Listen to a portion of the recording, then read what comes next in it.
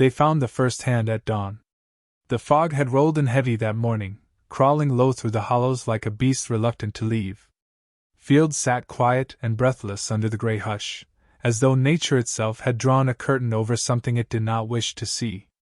On the edge of Sand Creek, near a bend where the birch trees grew thin and mournful, 2 farm hands from the McRae estate were fixing a fence when one of them spotted it, jutting from the damp, freshly turned soil like the broken limb of a marionette. It was a hand, unmistakably human. The fingers curled in death's grasp, skin darkened by exposure and the cold. A wedding band still clung to the 3rd finger, its gold dulled by filth and time. By noon, Sheriff Reuben Foley had cordoned off the area and ordered silence. No official statement. No visitors. No preachers or reporters. Just a quiet burial, under watch, in an unmarked plot outside town.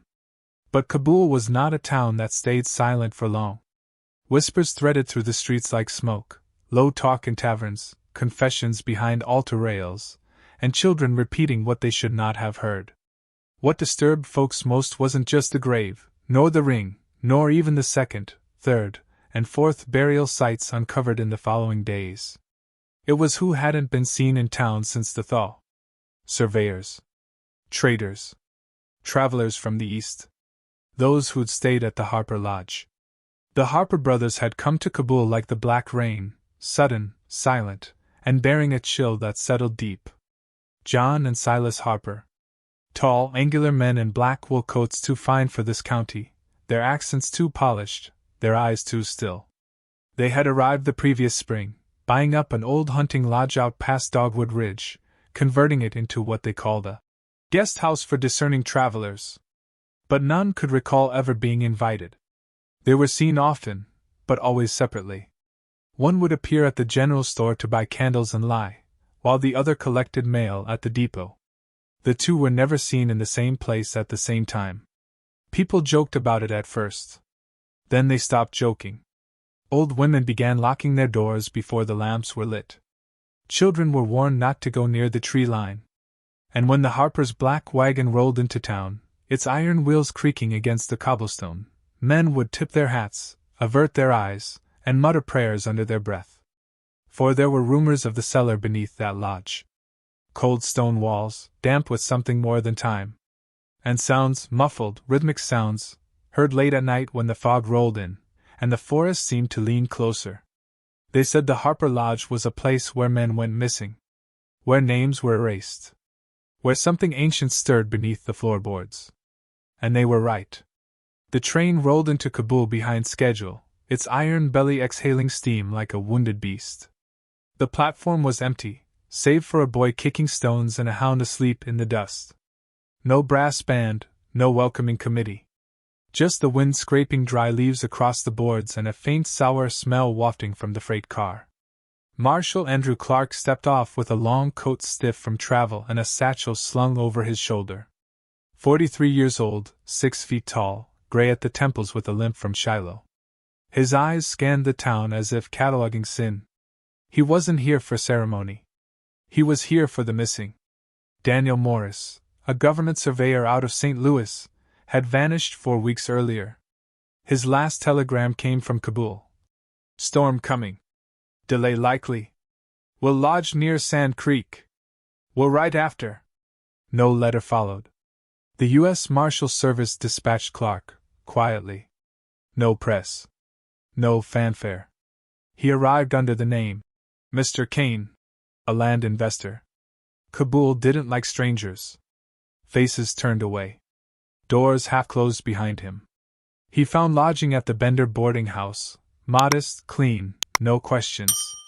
Mrs. Bender, a stout widow with watery eyes, warned him not to walk past Dogwood Ridge after sundown. Coyotes, she said, but her hands trembled when she lit his lamp. Clark began with the obvious, the Harpers. In the town ledger, he found a record of Daniel Morris purchasing supplies at Prescott's general store, salt pork, lamp oil, a map, and a bottle of rye. A clerk named Ruthie remembered him as polite. Asked about the Harper Lodge, she said. Said he heard it had the best bed in the county. She didn't know if he made it there. No one did. Clark rode out the next morning. The Harper Lodge stood 2 miles beyond the edge of mapped trails. Built of old timber, its shutters painted black, the roof steep like a church's. Ivy choked the north side, and the windows looked out like empty sockets. The air there was colder, he felt it in his bones, though the sun shone strong that day.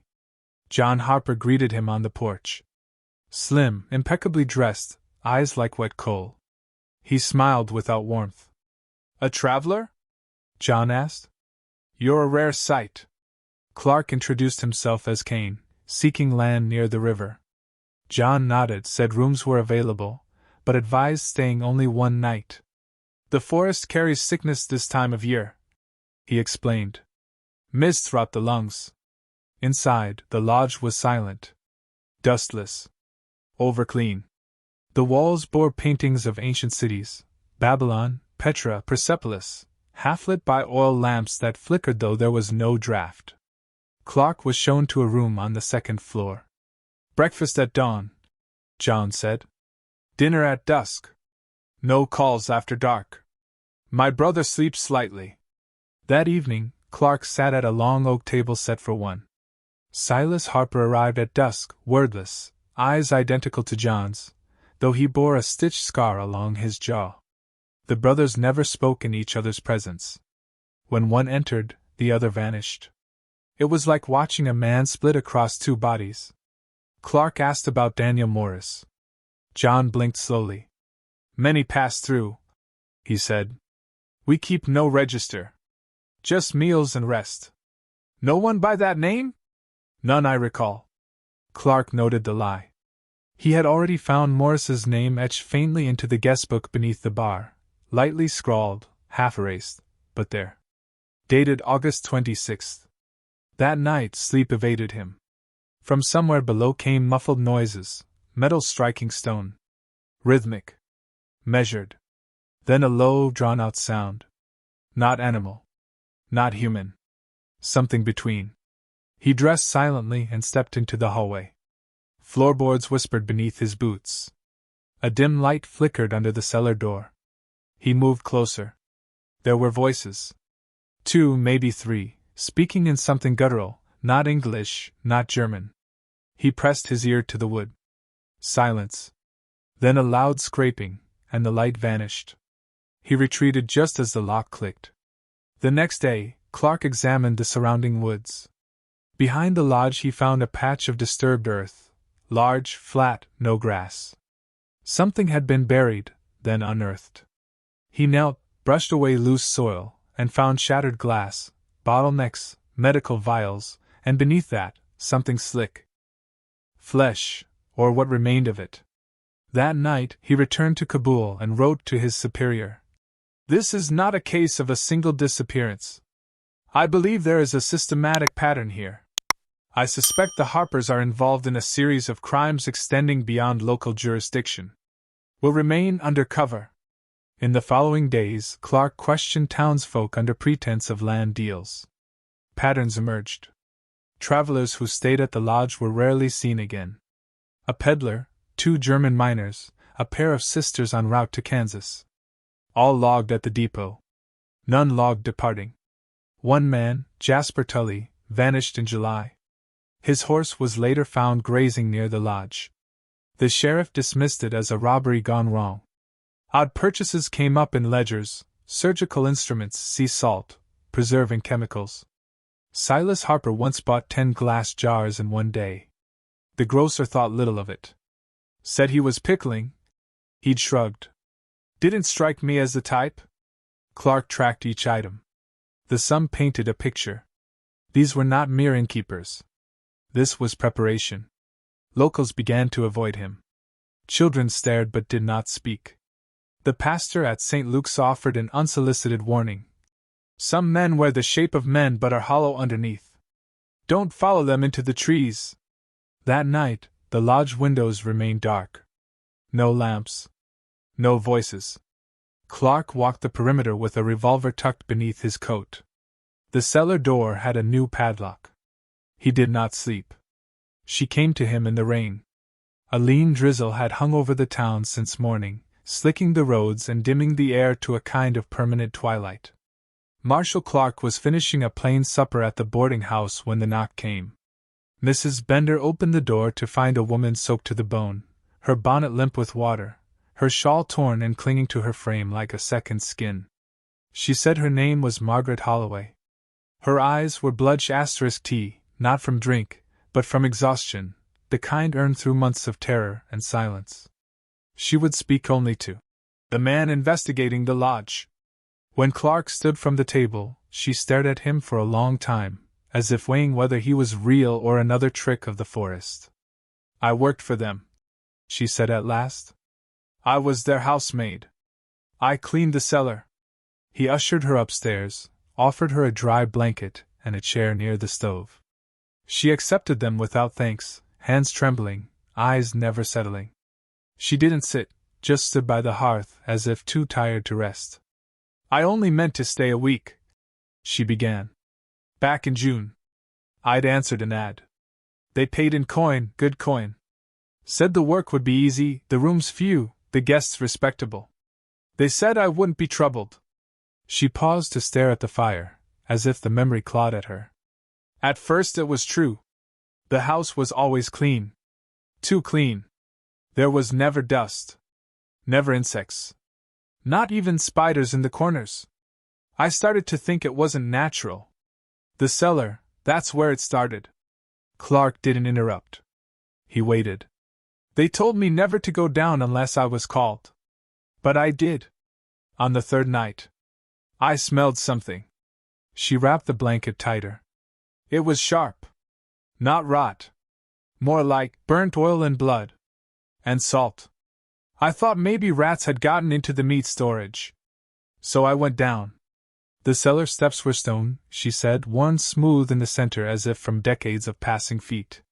The deeper she went, the colder the air grew, not with autumn chill, but a dead, dry cold like the inside of a crypt. "There was a second door," she whispered. "Metal. Locked from the inside. Behind it I heard sounds. Not voices. Not words. Something like—" She shook her head, unable or unwilling to describe it. "What kind of sounds?" Clark asked softly. "Dragging. Chains. Sometimes moaning. But long and slow, like someone not quite human." She turned to him. "I heard someone down there, Marshal. Alive. I know it." From that day forward, Margaret said, she was watched. Subtly, but always. When she entered the kitchen, she'd find tools rearranged. At night, doors she knew she'd locked were ajar. The Harpers never confronted her. They smiled, always, and asked if she needed anything. "But I wasn't alone," she added. "There was a young man, Ben Lacey. A stable hand. He'd worked for them longer. He warned me once, told me not to ask questions. He said he was planning to leave." "What happened to him?" Her lip trembled. "He disappeared. They told me he'd run off to Arkansas. But his things were still in the loft. His boots. His coat. His Bible. He wouldn't have left those." Then she told Clark something that turned his stomach. "There were stains on the dining room floor," she said. "Under the rug. I tried scrubbing them. They wouldn't come out. Not grease. Not wine. Something else. The rug was stitched to the floor to keep it hidden." Clark nodded grimly. "It fit. But it was the crates," she said finally, voice barely audible. "That made me leave." In late September, 2 days before she fled, Margaret had helped Silas unload a delivery. The wagon arrived late, almost midnight. No driver, just the Harpers. She was told to fetch towels and fresh linens. But she saw the contents. Crates, 5 of them. Heavy. Unmarked. They smelled wrong. The kind of smell that clings to skin even after washing. One broke open on the step. Inside was straw burlap, and a hand. Small. Pale. Twisted in death. Margaret ran. That night barefoot, through the trees, taking only her shoes and a rosary. I walked to Kabul. Slept in the hay behind the chapel. I didn't know who to tell. They said the sheriff was theirs. But then I heard about you. The stranger asking questions. She met his gaze. I know they'll come looking for me. Clark's jaw tightened. They won't find you, he said. He arranged for Margaret to stay at Reverend Combs' rectory under protection. The pastor, a thin man with shaking hands and a locked study full of obscure theology, agreed with no hesitation. I've heard things too, he murmured to Clark. In confession.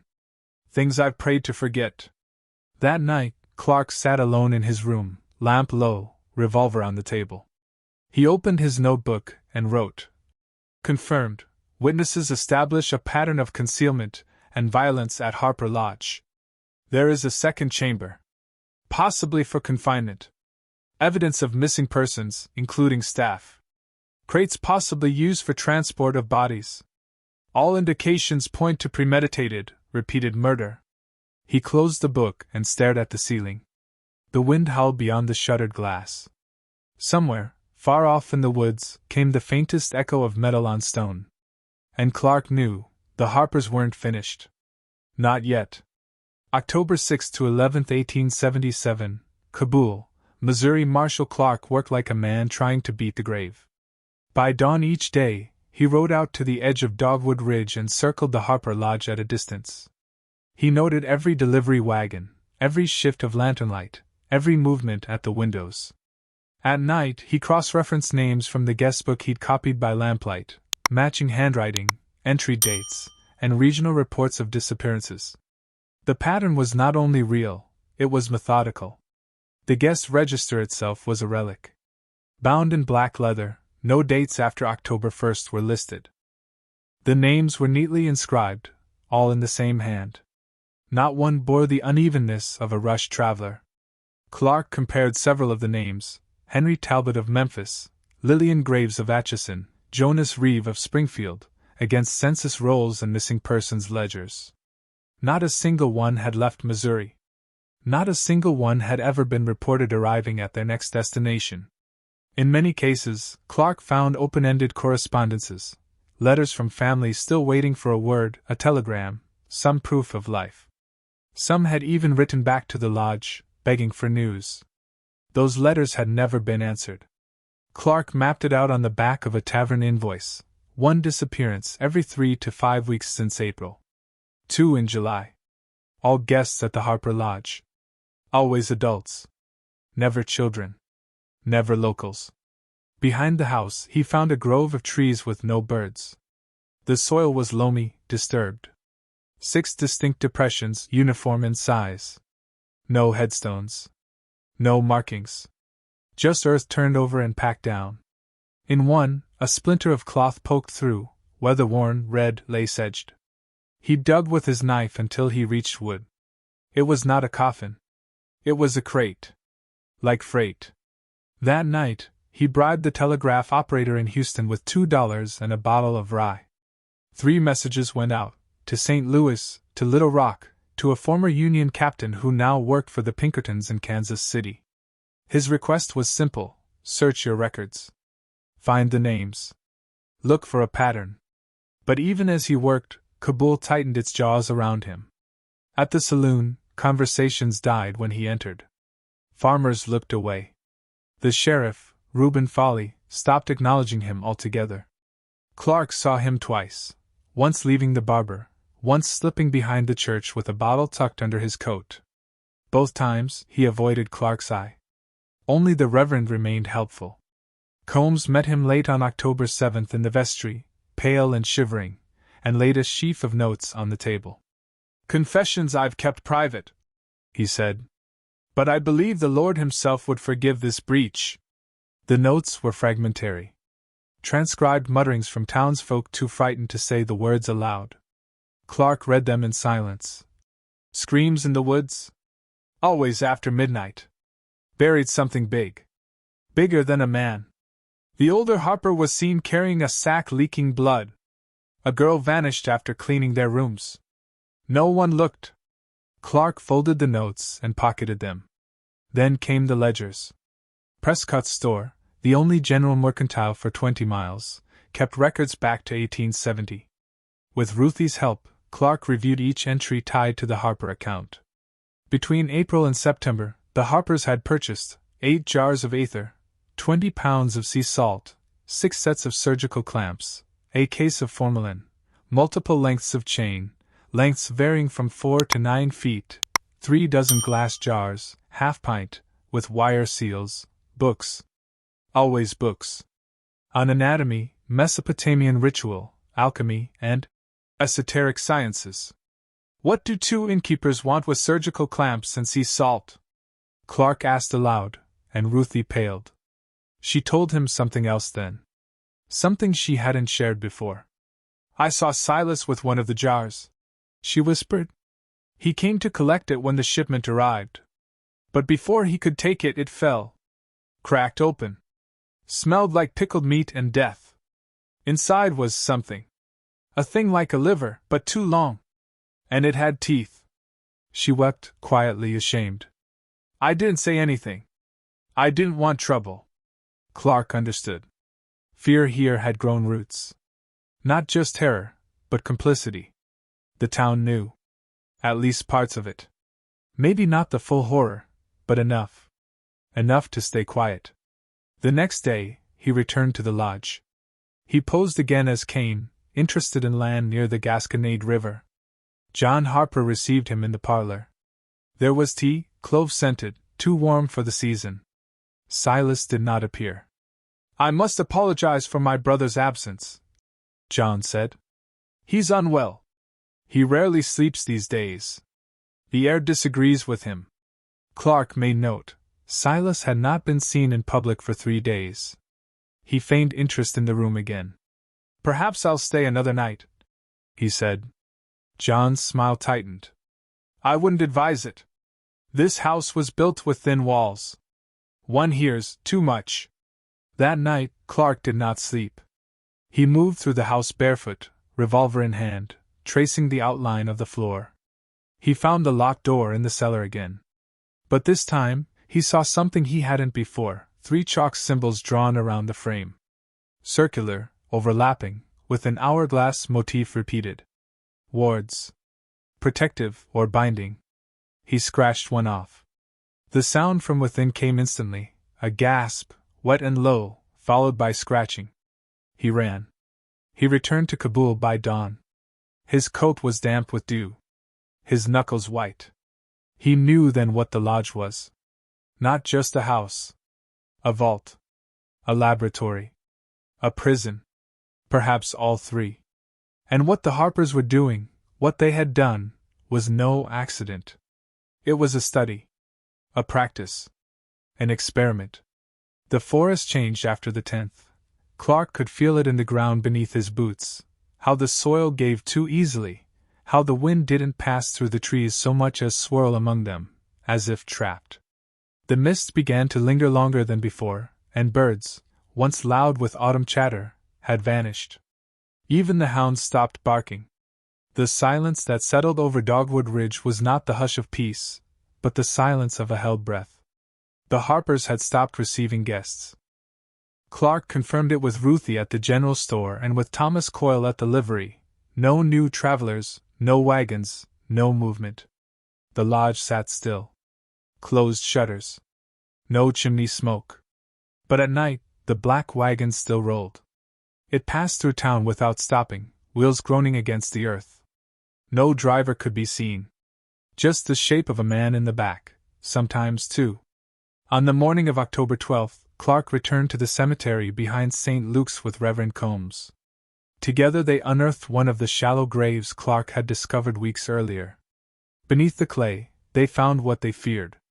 The body of a man in his 30s. Arms bound behind his back. Chest cavity opened with surgical precision. Heart and lungs absent. Combs crossed himself 3 times. This was not robbery. Nor war. This is something ancient. Something older than law. Clark didn't reply. His mind was already moving ahead, calculating timelines, resources, escape routes. He'd seen this before. Not this exact horror, but the rhythm of it, how monsters grew bold when they felt the noose tighten. The Harpers were preparing to vanish. That afternoon, he assembled a posse. He chose carefully men who had no debts to the sheriff, no kin near the Harpers, and no interest in turning back. 4 of them agreed: Ed Ransom, a trapper and rifleman; Lewis Crane, a former Pinkerton dismissed for excessive zeal; Luther Cobb, a half-Mandan scout who had tracked raiders through the Black Hills; and Father Combs, whose faith had turned grim and flint-hard since uncovering the grave. They rode out at dusk, avoiding the main road. The forest swallowed them. Even the animals seemed to withdraw at their passing. The plan was simple: surround the lodge by nightfall, breach it from 3 sides, and seize any living person inside. If necessary, they would burn it to the ground. But the lodge was not empty. Its windows glowed faintly behind heavy curtains. A sickly yellow light, like lanterns burning whale oil. Clark crouched by the tree line, watching. A wagon stood behind the barn, unhitched, empty, but its boards still wet from use. They crept forward, muskets and pistols drawn. Clark kicked in the back door. What they found inside was not chaos, but order. Immaculate, quiet, and set like a stage. The dining table had been laid with silverware and cut crystal, as though awaiting guests. Candles burned down to nubs, dripping wax into cold plates. A roast sat untouched at the center, still warm, though no fire had been lit for hours. The kitchen smelled faintly of antiseptic. Not lye. Ether. They moved room to room. No resistance. No people. Until they reached the cellar. There, they found the second door open. Behind it, a spiral staircase led down, far deeper than the foundation of any hunting lodge should have gone. The air changed as they descended. It grew denser, heavier, metallic. The light dimmed, and the walls turned from brick to stone. At the bottom was a chamber. The room was circular, about 20 feet wide, with high walls etched in faded symbols. Shelves lined the walls, filled with glass jars, each holding parts of men. Eyes. Livers. Fingers. A heart floating in green fluid, still twitching. At the center stood a great oak table, blackened with old blood. Shackles had been fitted to its edges. Beneath it, a drain. There were no bodies. Just journals. Dozens of them, stacked neatly. Clark flipped through the topmost volume. Diagrams of brain tissue. Notes in elegant script detailing attempts at transfer of essence. Accounts of failed hosts, of compatibility, of chemical thresholds. Experiments. Each victim a trial. Ransom retched in the corner. Cobb stood stone still, reading the symbols on the walls. And then came the sound. Above them, from the trees beyond the lodge, voices. 2 men, speaking in unison. Not echoing. Matching. The exact same tone, rhythm, words. They were outside. Clark and his men gave chase. Out through the broken back door, into the trees they ran. The fog had returned, thick and wet, glowing faintly as if lit from within. Footsteps crackled ahead, light, swift. Clark caught a glimpse through the trees, 2 figures, black coats billowing, moving in perfect synchrony. Not running. Gliding. Ransom raised his rifle, but Clark grabbed his arm. No sound. They moved faster, deeper, branches clawing their faces, mud *king at their boots. Then the forest shifted. The trees grew closer. The path vanished. The light dimmed to a bruise-colored haze. And the voices returned, now all around them. Whispering. 2. 4. 6. Clark turned. Cobb was gone. Cobb! He shouted. No answer. They ran forward, but the Harpers had vanished. In their place, only fog. They returned to the lodge an hour later. Ransom shaking. Combs whispering prayers. Clark didn't speak. He stared at the journals clutched in his hands. They were not chasing men. They were chasing a process. They returned at dawn. Clark hadn't slept in 2 nights. Neither had Ransom. Combs had taken ill, shivering in the church crypt, muttering scripture that frayed at the edges of meaning. Cobb remained missing. The only trace of him had been found 3 days earlier, a strip of leather from his boot, nailed to a tree beside a symbol etched deep into the bark, one of the same symbols from the cellar wall. The journals had been sent north, hidden in the cargo of a passing supply train under the name of Private Estate Archives. Clark kept only one, the last volume, always at his side. It was half-filled. The entries grew erratic, fevered. Phase transition unstable. Subject number 27 rejected the integration. We must attempt synchronization in a controlled host, not externally. Simultaneity is essential.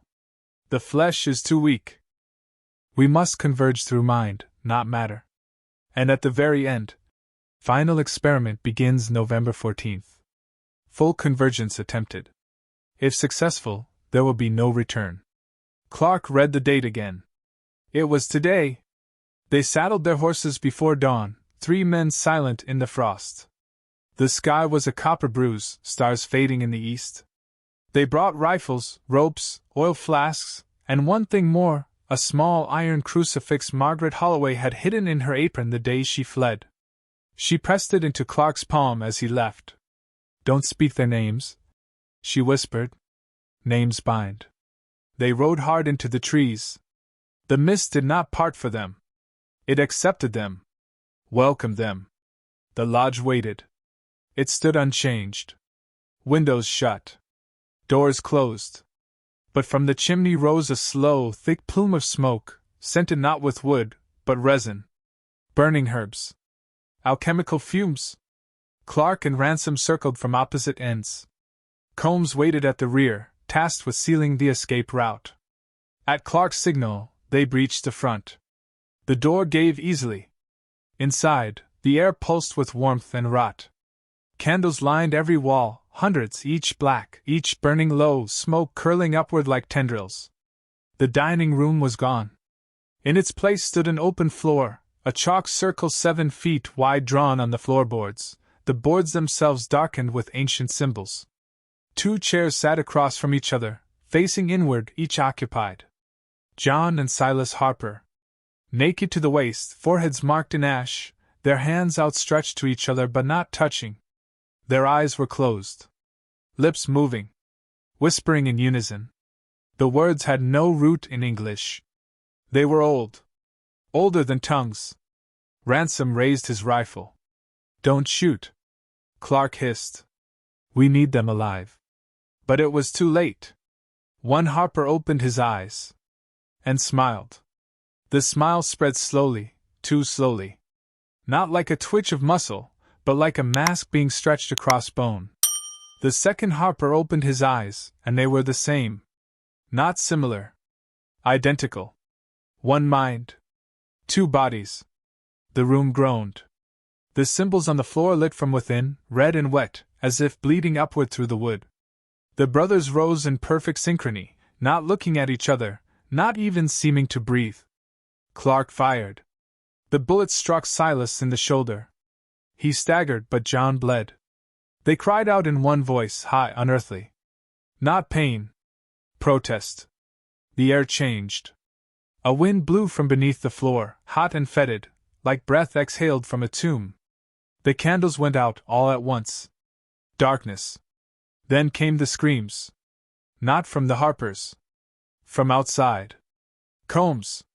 Clark rushed to the back door, stumbling over his own feet. He threw it open and froze. The woods were full of light. Not daylight. Not fire. But something phosphorescent.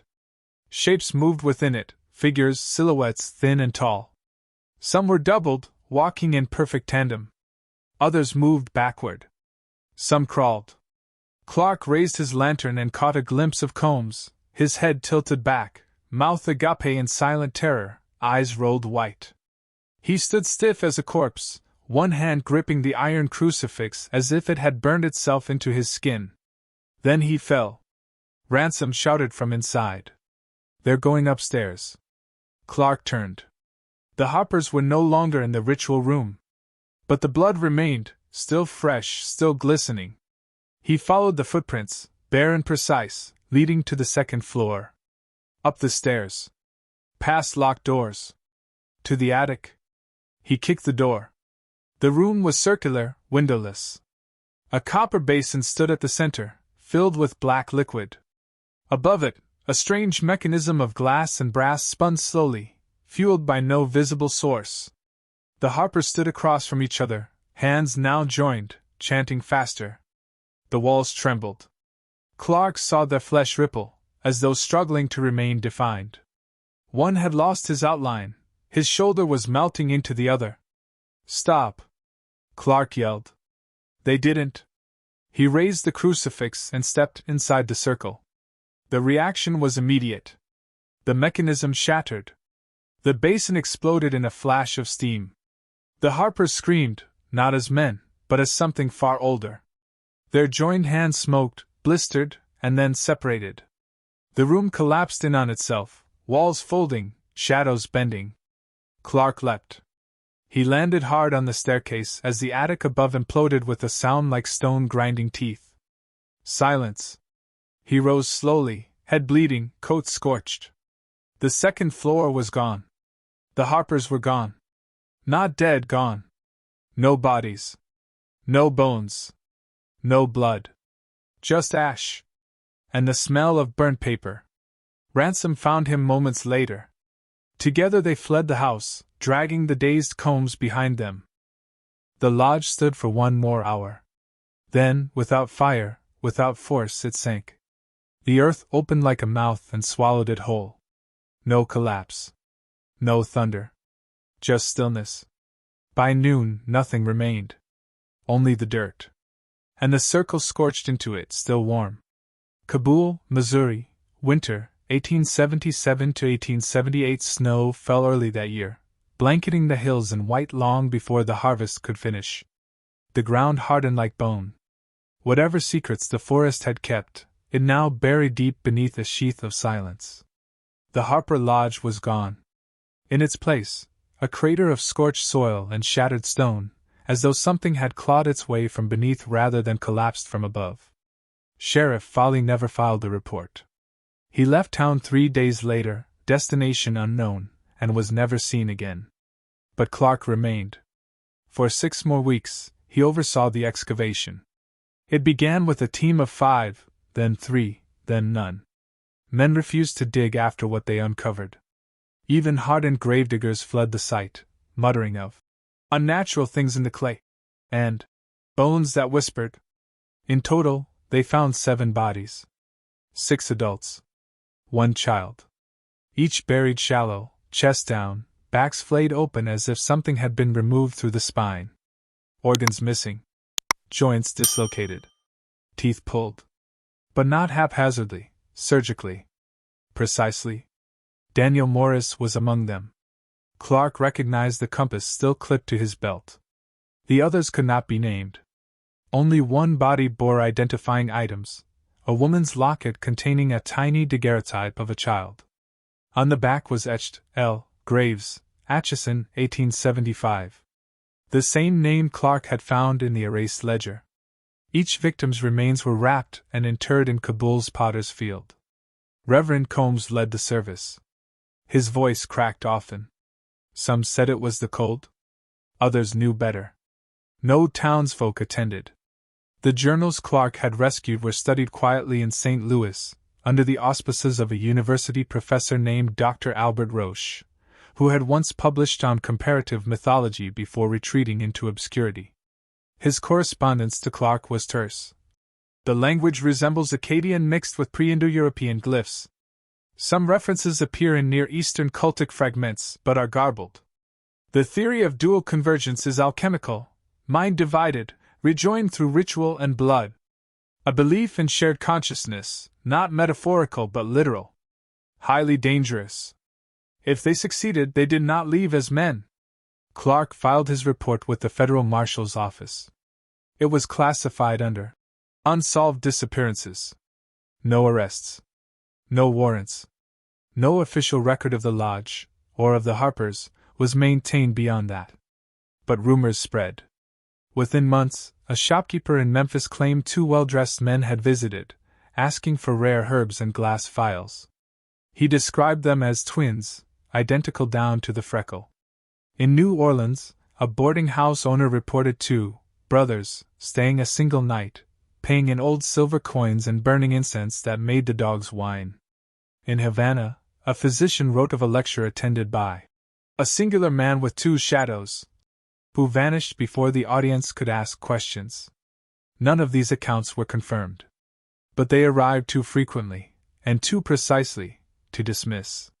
Clark left Missouri in early 1878. He traveled west, changed his name, and bought a small ranch outside Fort Laramie. Neighbors knew him as quiet, private, always watching the horizon. He died in 1894, leaving behind no family, only a journal, sealed in oilskin and hidden beneath the floorboards. The final entry read, "I do not believe they died. I believe they merged. A single mind housed in two vessels, flickering between them. They were trying to become more than men. They may have succeeded." As for Margaret Holloway, she remained at St. Luke's until her death in 1911. She never again spoke of the Harpers. But every autumn, she would walk alone to the edge of Sand Creek and scatter salt in a perfect circle.